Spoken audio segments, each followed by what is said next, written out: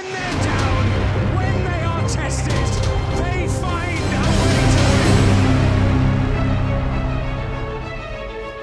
I'm European champion, so I'm not one of the bottle. I think I'm a special one. Jose Mourinho akan tetap congkak dan enteng mengumbar mulut sampai dunia ini kiamat. Yakin saja Mourinho tetap sombong dan mulutnya masih akan mengatakan apapun yang ingin dikatakannya. Meski dunia ini rusak, alam semesta ini hancur dihantam meteor, kalau Mourinho tidak merasakan sakitnya, mungkin ia akan bilang dunia ini baik-baik saja. Itulah cara Mourinho melindungi harga dirinya, membentengi harkat dan martabatnya. Ketika Fenerbahce, tim yang baru saja dilatihnya gagal melangkah ke Liga Champions karena kalah dari Lille di kualifikasi babak ketiga, Mourinho juga berusaha melindungi harga dirinya. Usai laga, ia merasa kekalahan itu pantas. Fenerbahce memang tempatnya di Liga Eropa dan bukan Liga Champions, katanya. Mourinho melakukan lip service di depan pendukung klub yang identik dengan kuning hitam itu, bahwa Fenerbahce akan baik-baik saja di tangannya, bahwa klub yang telah lama puasa gelar Liga Super Turki itu akan meraih prestasi di bawah rezimnya. Demi memuluskan hasratnya itu, Mourinho menghentak bursa transfer. Ia merampok beberapa pemain bintang demi membuat Fenerbahce kuat, bertenaga dan gak malu-maluin. Seperti apa strategi Mourinho itu? Kita akan perdalam. Namun sebelum itu jangan lupa subscribe dan nyalakan loncengnya agar tidak ketinggalan video terbaru dari Starting 11 Story. Bung Jose dikontrak 2 tahun di Fenerbahce. Kabar Mourinho ke Fenerbahce sempat mengejutkan.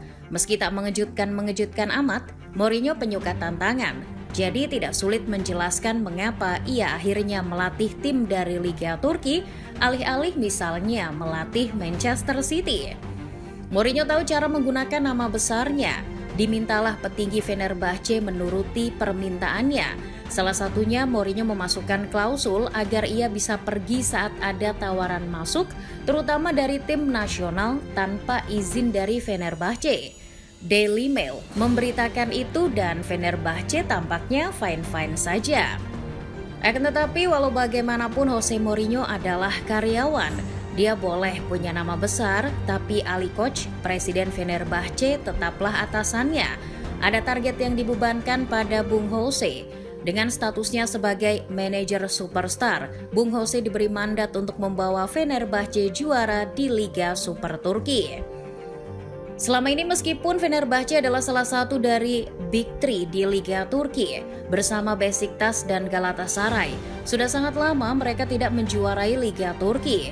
Meski ya masih lebih lamaan Indonesia tidak menjuarai Piala AFF. Terakhir kali Fenerbahce menjamret Liga Super Turki adalah pada musim 2013-2014. Yaps, 10 tahun lalu.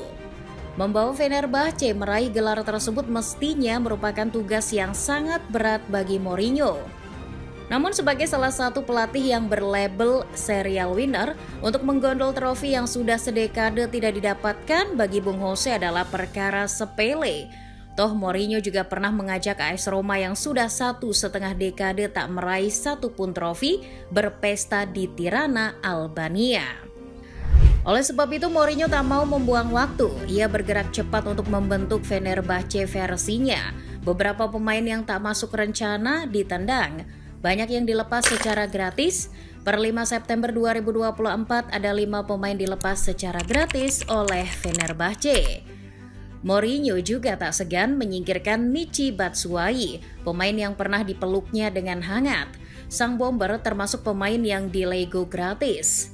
Uniknya lagi, kalau tidak menyebutnya aneh, Batshuayi justru dibiarkan dipinang gratis oleh Galatasaray, pesaing berat Fenerbahce. Mourinho tidak hanya melepas gratis pemain, tapi juga mendatangkan cuan bagi Fenerbahce.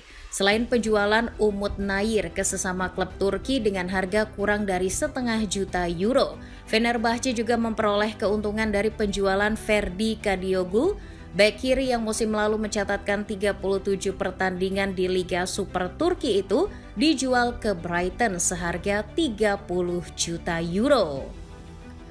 Dari sekian penjualan yang menarik dari Mourinho, penjualan Rade Krunic menjadi yang terunik. Sang pemain semula dipinjam dari AC Milan, Fenerbahce lalu mempermanenkannya pada 1 Juli 2024, persis di hari Mourinho menerima pinangan klub ini. Uang 3,5 juta euro dikeluarkan untuk mempermanenkan Krunic. Namun ex pemain Hellas Verona itu bertahan kurang dari 2 bulan di skuad Mourinho. Para fans Fenerbahce yang banyak menuntut tak suka dengan Krunic. Penampilannya di atas lapangan dinilai mengecewakan. Akhirnya pada 3 September 2024, Krunic justru dilepas gratis ke Red Star Belgrade. Dalam pernyataan resmi klub, tidak ada alasan mengapa Krunic dilepas cuma-cuma, kecuali itu terjadi memang murni karena ada kesepakatan dari kedua belah pihak. Langkah kuda Jose Mourinho berlanjut. Setelah mendepak beberapa pemain, Mourinho mendatangkan sejumlah pemain ke Fenerbahce. Kepercayaan klub dimanfaatkannya dengan baik, namun kali ini Mourinho tidak terlalu banyak menghamburkan uang. Ada strategi taktis yang dilakukan Bung Jose. Ia mendatangkan beberapa pemain top yang sudah tak dilirik klub-klub di 5 liga teratas Eropa dengan harga yang setara dengan pemain yang baru netes dari akademi. Ambil contoh Caglar Soyuncu. Sejak pergi dari Leicester City, pemain ini tak lagi terdengar gaungnya. Di Atletico Madrid pun penampilannya tak mengesankan. Bek timnas Turki ini cuma dimainkan dalam 6 laga oleh Diego Simeone musim lalu. Tak ayal kalau Soyuncu dijual ke Fenerbahce dengan harga kurang dari 9 juta euro. Mourinho memang naksir berat sama Soyuncu. Bung Jose sempat ingin memboyongnya ke AS Roma, tapi transfer ini tak terjadi.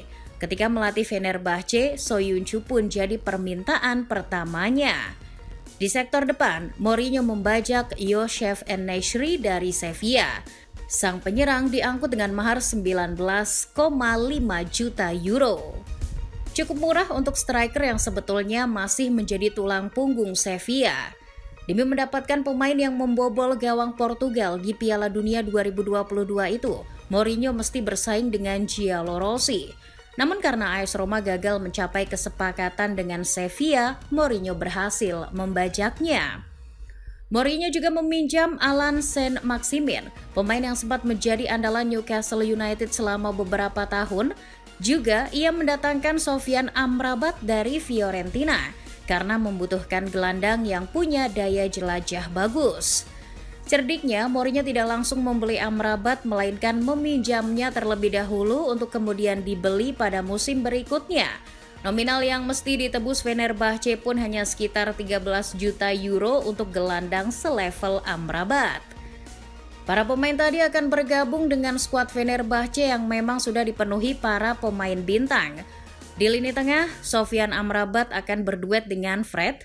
Coba bayangkan, dua pemain yang pernah memperkuat Manchester United dilatih oleh pelatih yang juga pernah menukangi setan merah. Sudah punya dua gelandang itu ditambah Sebastian Szymanski yang musim lalu mengemas 10 gol dan 12 assist.